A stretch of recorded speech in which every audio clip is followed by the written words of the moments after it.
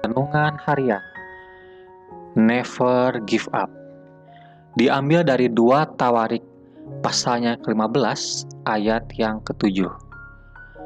Berbunyi, "Tetapi kamu ini, kuatkanlah hatimu, jangan lemah semangatmu, karena ada upah bagi usahamu." Ya. Seperti yang kita ketahui, yang namanya hidup pasti selalu ada susah dan ada juga senang. Tanpa kita sadari, sepertinya kita dipaksa untuk bangkit walaupun kita tahu kita akan merasakan sakitnya terjatuh dan getirnya merasakan kegagalan. Namun mungkin di balik semua kegagalan itu tersimpan semua keberhasilan yang telah menunggu kita untuk merebutnya kembali.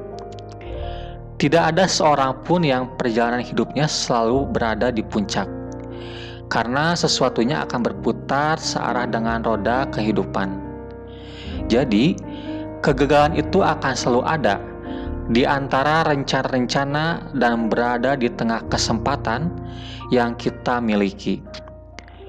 Maka dari itu, kita membutuhkan kejernihan dalam menyikapi kegagalan, karena sangat dibutuhkan untuk kita menentukan strategi dan menyusun kekuatan di kesempatan kedua. Kesempatan kedua selalu datang, tidak hanya sekali, 2 kali, tetapi akan selalu datang berkali-kali karena kita semua berhak mendapatkan keberhasilan di kesempatan kedua.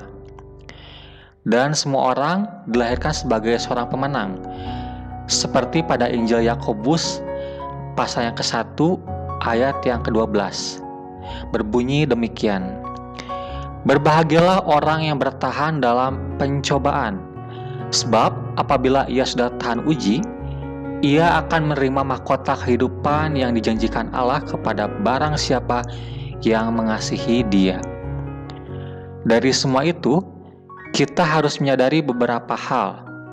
Yang pertama, kegagalan adalah tanda tidak cukup baiknya kita menghadapi sesuatu, sehingga peningkatan adalah nama pelatihannya. Yang kedua, kegagalan adalah tertundanya sebuah keberhasilan. Oleh karena itu, kesabaran adalah nama penantiannya. Yang ketiga, kegagalan adalah tanda tidak cukupnya kekuatan. Itu sebabnya kesungguhan adalah nama keharusannya. Yang keempat, kegagalan adalah tanda akan adanya jaminan keberhasilan, dan iman adalah nama dari keyakinannya. Jadi, pembedanya hanyalah bagaimana cara kita menyikapi kegagalan itu sendiri. Saya sebagai manusia biasa pun sering berjumpa dengan kegagalan.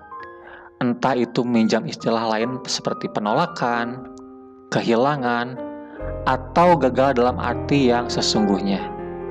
Saya tahu tidak semua orang bisa bangkit dengan sendirinya dan segera menyadari akan adanya kesempatan kedua, karena memang tidak semudah itu. Selalu ada fase yang namanya penyesalan, atau yang sering kita sebut dengan down. Tetapi kita harus bersyukur kepada Tuhan Yesus, karena Dia telah menciptakan lupa untuk kita. Kenapa kita harus mensyukuri adanya peristiwa lupa? Karena seiring dengan berjalannya waktu, kita lambat laun akan berhasil melupakan kegagalan di masa lalu dan diawali dengan niat sepenuh hati kita untuk bisa kembali bangun dan berlari kembali. Kalau jatuh, bangun dan berjalanlah lagi.